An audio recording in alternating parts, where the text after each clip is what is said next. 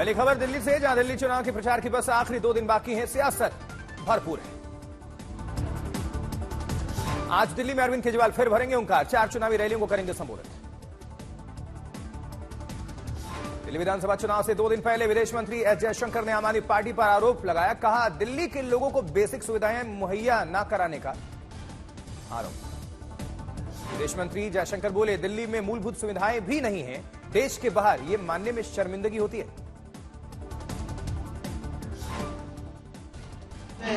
अब जाकर शर्म आती कहने में कि भारत के राजधानी में घर नहीं मिलता, भारत के राजधानी में गैस सिलेंडर नहीं मिलता।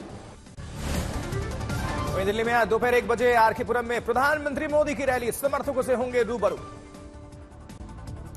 आज दोपहर 3 बजे और 5 बजे राहुल गांधी की भी रैली, लोगों से कर सकते हैं बातचीत। आज दिल्ली के सीमापुरी में शाम 4 बजे, साथ ही बदरपुर में शाम 5 बजे प्रियंका गांधी वाड्रा भी रैली को संबोधित करेंगे। आज वित्त मंत्री का अनौपचारिक समूह इंटरेक्शन, दोपहर 2 बजे से शाम 4 बजे तक हो सकती है बैठक।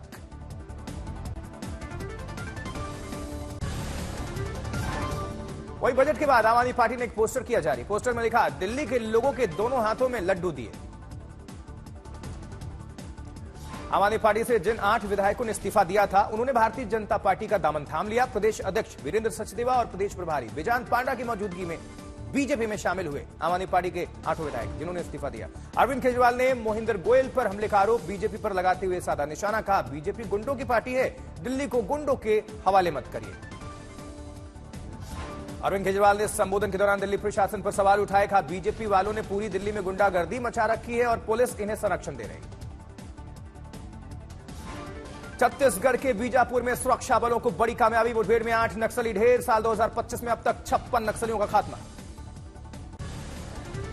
वित्त मंत्री निर्मला सीतारमण ने आम बजट 2025-26 पेश किया। बजट भाषण की शुरुआत करते हुए वित्त मंत्री ने कहा कि यह बजट आम आदमी की खर्च करने की क्षमता बढ़ाने वाला होगा। निर्मला सीतारमण ने इनकम टैक्स पेयर्स को बड़ी राहत दी है। 12,75,000 रुपए तक के इनकम पर कोई टैक्स नहीं लगेगा। वहीं अब पिछले 4 साल का आईटी रिटर्न एक साथ फाइल कर सकेंगे। 20 से 24 लाख की आय पर 25% टैक्स का ऐलान हुआ है। 25 लाख रुपए से ऊपर की आय पर देना होगा 30% टैक्स। सरकार अगले सप्ताह नया इनकम टैक्स बिल करेगी पेश। इसके साथ ही कैंसर मरीजों के लिए भी बड़ा ऐलान। 36 जीवन रक्षक दवाओं पर पूरी तरह से ड्यूटी टैक्स खत्म कर दिया जाएगा। केंद्रीय वित्त मंत्री निर्मला सीतारमण ने बजट 2025-26 में बिहार को बड़ी सौगात दी है। पटना स्थित आईआईटी का विस्तार करने का ऐलान, साथ ही बिहार में राष्ट्रीय खाद्य प्रौद्योगिकी, उद्यमिता एवं प्रबंधन संस्थान की स्थापना का फैसला लिया है। वही प्रधानमंत्री नरेंद्र मोदी ने जमकर की बजट की तारीफ। का ये बजट सामान्य नागरिक विकसित भारत के मिशन को पूरा करने वाला है। ये बजट इन्वेस्टमेंट कंजप्शन को बढ़ाएगा। पीएम मोदी ने बजट की तारीफ करते हुए कहा, यह आम आदमी का बजट है। इससे देश के नागरिकों की जेब भरेगी और यह हर भारतीयों के सपनों को पूरा करने वाला बजट।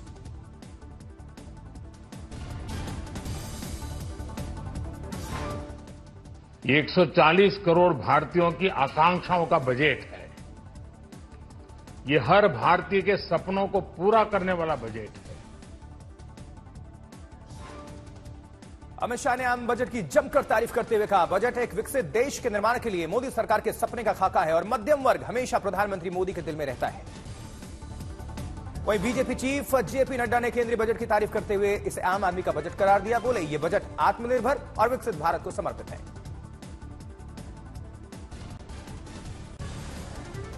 वहीं उत्तर प्रदेश के मुख्यमंत्री योगी आदित्यनाथ ने बजट को बताया विकसित भारत के संकल्प को साकार करने वाला बजट। कहा, इस बजट से भारत की अर्थव्यवस्था को मिलेगी नई ऊंचाई, नई उड़ान।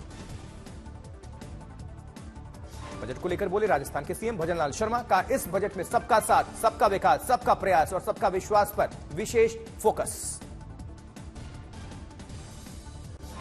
जबकि प्रतिपक्ष के नेता राहुल गांधी ने बजट को लेकर सोशल मीडिया पर लिखा कि यह बड़े जख्म पर बैंडेड ट्रीटमेंट जैसा है। जरूरत मरहम की थी, लेकिन सरकार ने बैंडेड लगा दिया है, इससे कुछ नहीं होगा।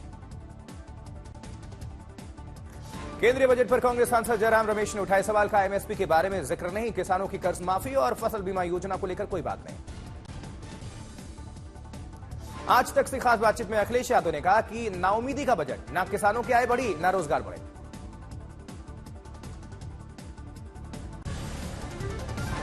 वहीं दिल्ली के मुस्तफाबाद विधानसभा क्षेत्र में गृह मंत्री अमित शाह के ओंकार का 8 फरवरी को बदलने वाली है दिल्ली सरकार। यमुना में कोई जहर नहीं, हम भी पी रहे हैं वही पानी। मुस्तफाबाद की रैली में अमित शाह की लोगों से अपील, कहा मुस्तफाबाद वाले आलस मत करना, वरना जो दंगों के लिए जिम्मेदार है वो जीत कर आएंगे। समय आ गया है ईमानदारों को बाहर फेंकने का। बेईमान। आम आदमी पार्टी पर गृह मंत्री अमित शाह का प्रहार, कहा आम आदमी पार्टी के विरोध में बड़ी लहर। 5 फरवरी को कमल का बटन इतने गुस्से से दबाना कि शीश महल के शीशे चकनाचूर हो जाए, टूट जाए। अमित शाह के बयान पर केजरीवाल का पलटवार, कहा झाड़ू का बटन ऐसा दबाना कि अमित शाह तक करंट पहुंचे। मुस्तफाबाद की रैली के बाद दिल्ली के रोहतास नगर में गृहमंत्री अमित शाह ने निकाला रोड शो। भारी संख्या में जुटे समर्थक।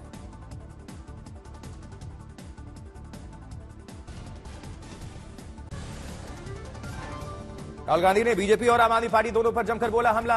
अडानी अंबानी मुद्दे को लेकर भारतीय जनता पार्टी का घेराव, तो शराब घोटाले मुद्दे को लेकर आम आदमी पार्टी पर निशाना साधा। वहीं सीएम योगी ने महाकुंभ क्षेत्र का हवाई सर्वेक्षण किया। प्रयागराज दौरे के दौरान साधु संतों से मुलाकात की। अमृत स्नान व्यवस्था को लेकर चर्चा। अपने प्रयागराज दौरे के दौरान मुख्यमंत्री योगी ने विदेशी प्रतिनिधियों से भी मुलाकात की। विश्व के 73 देशों के करीब 116 राजनयिक और प्रतिनिधि पहुंचे हैं महाकुंभ प्रयागराज।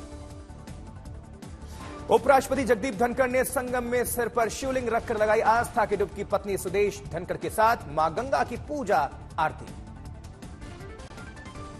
उपराष्ट्रपति जगदीप धनखड़ ने किए अक्षयवट के दर्शन। लेटे हुए हनुमान जी मंदिर में पूजा अर्चना की। मुख्यमंत्री योगी आदित्यनाथ रहे मौजूद साथ। 77 देशों के 118 राजनयिकों ने भी महाकुंभ में जोरदार स्वागत हुआ उनका। 77 देशों के लगाए गए राष्ट्रीय ध्वज व्यवस्था देखकर अभिभूत नजर आए फॉरेन डेलीगेट्स। महाकुंभ मेले आए 77 देशों के राजनयिकों ने संगम में लगाई आस्था की डुबकी। राजनयिकों के चेहरे पर दिखी पवित्र स्नान की खुशी। मकाना बोर्ड के गठन की घोषणा पर हमलावर हुए आरजेडी सांसद मनोज कुमार झा। कहा गूगल करके देख लें, पहले से था मकाना बोर्ड, सिर्फ नई पैकिंग की गई। नए मुख्य सचिव आने के बाद गुजरात में बड़ा प्रशासनिक फेरबदल। एक साथ 68 आईएएस अधिकारियों के तबादले हुए। आईएएस सुजीत कुमार अहमदाबाद के नए कलेक्टर बनाए गए। जबकि महाराष्ट्र में गुलियन बैरे सिंड्रोम का बढ़ रहा कहर। इस बीमारी से मरने वालों की संख्या पहुंची 5। 149 केस सामने आए हैं। 28 मरीज वेंटिलेटर पर हैं। आम आदमी पार्टी के सांसद संजय सिंह की चुनाव आयोग की चिट्ठी। बीजेपी के कार्यकर्ता पर गुंडागर्दी का आरोप लगाते हुए कार्रवाई की मांग। साथ ही एसएचओ पार्लियामेंट स्ट्रीट थाना को तत्काल सस्पेंड करने की अपील कर रहे हैं। मुख्यमंत्री योगी आदित्यनाथ का प्रयागराज में संतों से मुलाकात के दौरान बोले सीएम, सनातन धर्म ही मानव धर्म है। सनातन धर्म रहेगा तो मानव धर्म रहेगा, मानवता रहेगी। सनातन धर्म ही मानव धर्म है। सनातन धर्म रहेगा तो मानव धर्म रहेगा। जबकि मुख्यमंत्री योगी ने विपक्ष पर हमला बोलते हुए कहा कुछ लोग सनातन धर्म के खिलाफ हर एक मुद्दे पर षड्यंत्र करने से बाज नहीं आते। राम जन्मभूमि मुख्य आंदोलन भी, उसका भी जिक्र किया सीएम ने। बजट पर महाराष्ट्र के डेप्यूटी सीएम एकनाथ शिंदे की प्रतिक्रिया। कहा एमएसएमई के माध्यम से लघु उद्योगों में वृद्धि होगी और रोजगार भी बढ़ेगा। दुनिया के महान बल्लेबाज सचिन रमेश तेंदुलकर को मुंबई में भारतीय क्रिकेट बोर्ड बीसीसीआई के वार्षिक समारोह में बोर्ड के लाइफ टाइम अचीवमेंट पुरस्कार से सम्मानित किया गया। बीसीसीआई ने superstar off spinner Ravichandran Ashwin को भारतीय क्रिकेट में उनके योगदान के लिए खासतौर पर सम्मान किया। भारतीय क्रिकेट टीम के तेज गेंदबाज जसप्रीत बुमराह ने पुरुष वर्ग में सर्वश्रेष्ठ अंतर्राष्ट्रीय क्रिकेटर के लिए प्रतिष्ठित पॉली उमरीगर पुरस्कार जीता। वह भारतीय महिला क्रिकेट टीम की उप कप्तान स्मृति मंधाना सर्वश्रेष्ठ अंतर्राष्ट्रीय महिला क्रिकेटर के तौर पर सम्मानित हुई। सोमवार को संसद में पेश होगा वक्फ संशोधन बिल। वक्फ संशोधन विधेयक 2024 के लिए बनाई गई संयुक्त संसदीय समिति के अध्यक्ष जगदंबिका पाल करेंगे पेश।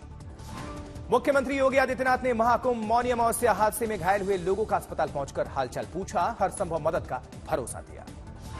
उधर नागपुर में आयोजित फिनलिट टेक कॉन्क्लेव अमृतकाल विकसित भारत 2047 का आयोजन महाराष्ट्र के सीएम देवेंद्र फडणवीस ने शिरकत किया। जबकि जयपुर लिटरेचर फेस्टिवल 2025 का भव्य आगाज। साहित्य, कला और संगीत का होगा भव्य समागम संगम। जमशेदपुर में 2 किसानों ने की स्ट्रॉबेरी की खेती। हर महीने स्ट्रॉबेरी से लाखों कमा रहे हैं ये किसान।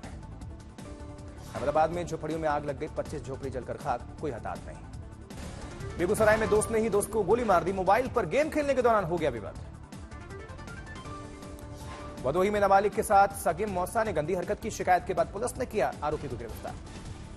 अयोध्या में युवती का नग्न अवस्था में शव मिलने से हड़कंप। परिजनों ने दुष्कर्म के बाद हत्या की आशंका जताई है। सिरसा में कोहरे के कारण वाहन नहर में गिर गई। घटना में 12 लोगों की मौत हो गई है। 2 लोगों का रेस्क्यू ऑपरेशन। पुलिस से बचने के दौरान आरोपी ड्राइवर ने 6 थानों के 8 पुलिस वाहनों को टक्कर मारी। गांधीनगर और ब्यावरा थाने के सिपाही को कुचलने की कोशिश की। नशे में धुत था आरोपी ड्राइवर। सहारनपुर जिलाधिकारी की बड़ी कार्रवाई। किसान द्वारा अवैध रूप से 12 बीघे में लगाई गई फसल को ट्रैक्टर चलाकर नष्ट किया है। जैसे कि मैं सो रहा हूँ तो पिताजी को जगाना है मुझे, तो वो डायरेक्ट उठाने के बजाय, और हिंसा की परंपरा मेरे यहाँ नहीं थी सौभाग्य से, तो वो क्या करते थे कि उस कमरे में आ जाएंगे या बाहर से गुजरेंगे और चौपाई बोलेंगे, प्रात काल उठ के रघुनाथा मात पिता गुरु नावई माता। कभी कभी मैं गुस्से में उठ करके अरे पापा चरण स्पर्श किया और सो गया। मैंने कहा अब मत उठाना।